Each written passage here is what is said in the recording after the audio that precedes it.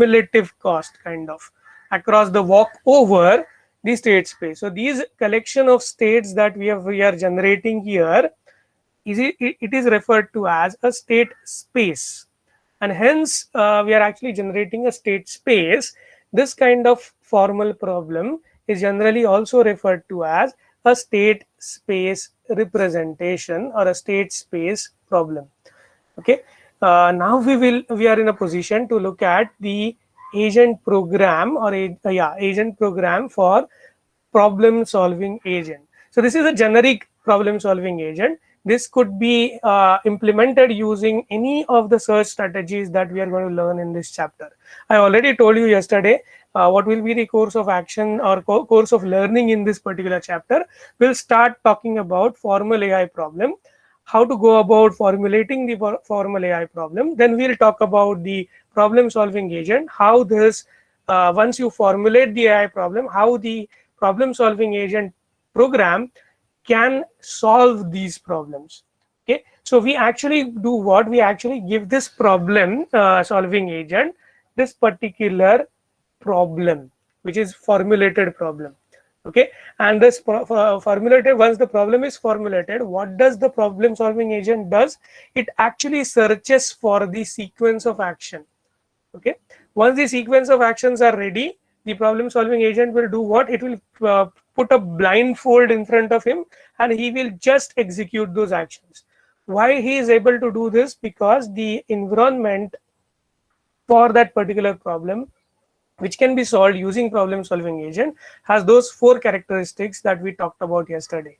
One's first characteristic is it is fully observable. So whatever percept is coming to me, using that I can represent the environment state atomically, and that state representation is accurate representation of the environment. There is no missing thing in the representation that I get from the percept to state translation. Once I get that state, okay, once I get that state, what exactly next thing that I do? I actually from that state I generate a problem. Okay, that formulated problem will have 5 components in it.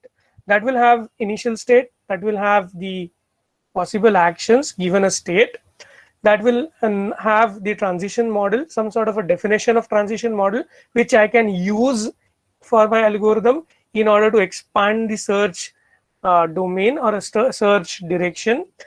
Fourth thing that I should have is after the transition model, fourth thing that I require is the ability to terminate the search using the goal test. Terminate the algorithm using the goal test, checking whether you have reached the goal node or not. Because ultimately what you want is you want a path from initial state to goal state, and that path is the action sequence. So if you reach the goal state, there is nothing needed to go further. Maybe you need to stop. Once you reach the goal state, you know that what was the just previous action you followed to come here, what was the previous to previous action, what was the previous to previous action. So that sequence you are knowing, you just need to execute that sequence. Okay, so 4 characteristics that the environment had was, first one was it was fully observable, deterministic, then it was known, and the final thing I don't remember, it was static. I guess it was static. It was not changing over the course of execution of that particular agent code. Okay, so simple problem solving agent, as we have seen other agent programs as well, will take input a percept and which will return an action. That is what it will do. Okay, so this can be called multiple times. So this simple problem solving agent will be called in an infinite loop. Okay, so it's a handler function which will be called again and again. That is what you need to understand. Now whenever it is initially called, the percept will be the initial percept. Okay, so I will do what? I will be having initial value of state of the environment as 0 when it is initially called, and update state step would actually tell me the initial state. Now this will actually tell me the initial state. Now I will check whether the sequence of actions is empty. Initially it is going to be empty as it is written. So I am checking whether the sequence of actions is empty. That means my agent is not yet defined the problem. If it would have defined the problem and solved it, it would have sequence of actions available to it, and it has to just pull the particular action from that sequence and execute it. Just check. ये अगर if condition false होता है, if sequence is not empty, then you are going to this step. Okay, I don't know what is the count of step, but let this be 2, then 3, 4, 5, 6, 7. So you'll be reaching step 7. You'll be reaching step 7 if you have this condition false. That is, the sequence of action is not empty. So once the sequence of action is not empty, you go and remove the first action from the sequence. Okay, rest of the values in the sequence are kept in the sequence variable. So sequence variable is updated. You just take out the first action from the sequence. This is what these two steps does. 7th और 8th step यहाँ जो है, ये जो 7th और 8th step है, sorry, the 7th step and 8th step, what they do, they actually take out the first action in the sequence of actions. That is what 7th and 8th step do. And finally, 9th step, which is this one, will do what? It will return the action to the caller. जो caller है उसको return करेगा action. Now what will be the returned value do?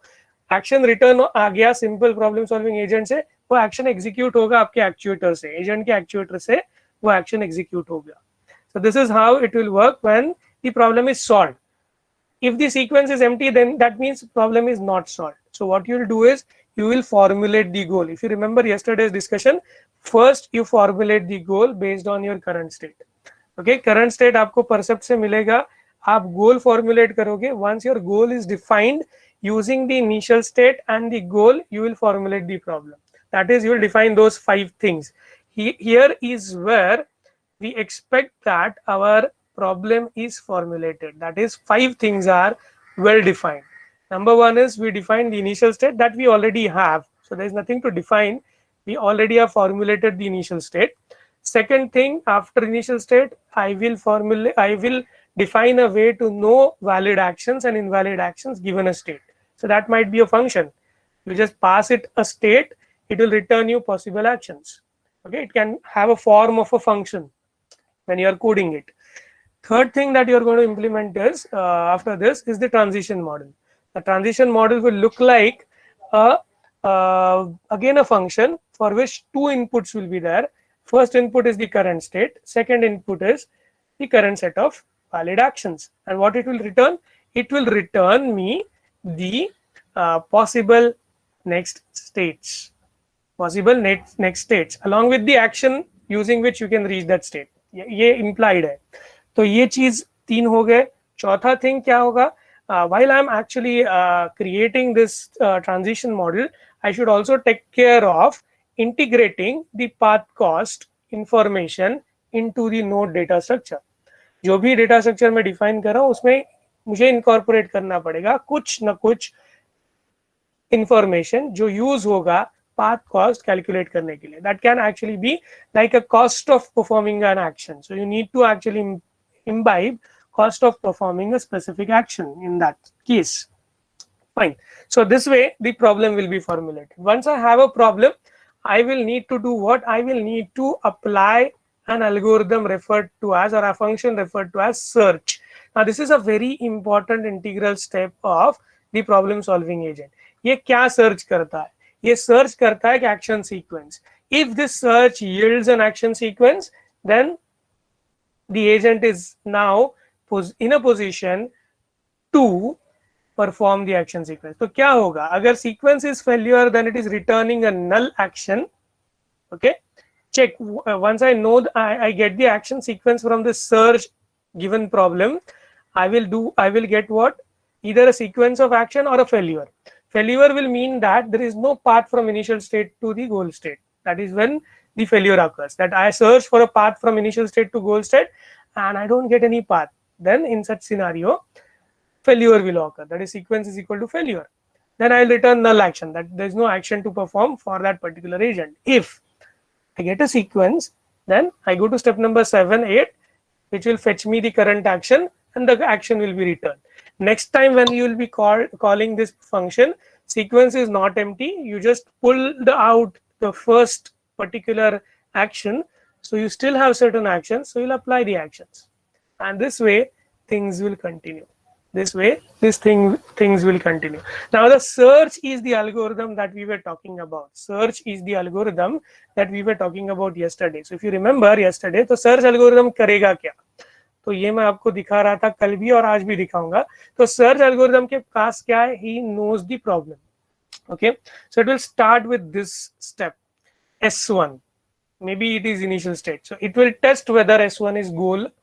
If it is goal, it has to do no actions and it will just come out with action sequence being null. Okay, if S1 is not a goal node, what it will do is it will find out what are the possible next generation nodes or the successor nodes, and those successor nodes will be known to it because it has the transition model defined. So it will apply the transition model using S and the possible action as input to the transition model. Transition model will return the set of new nodes. Now it will again test whether any one of those nodes is a goal node or not, and it will continue. This is what the search algorithm would in general do. Now search algorithms or search method which is mentioned over here is the crux of this whole chapter, wherein we will find out what are different ways to realize this search algorithm.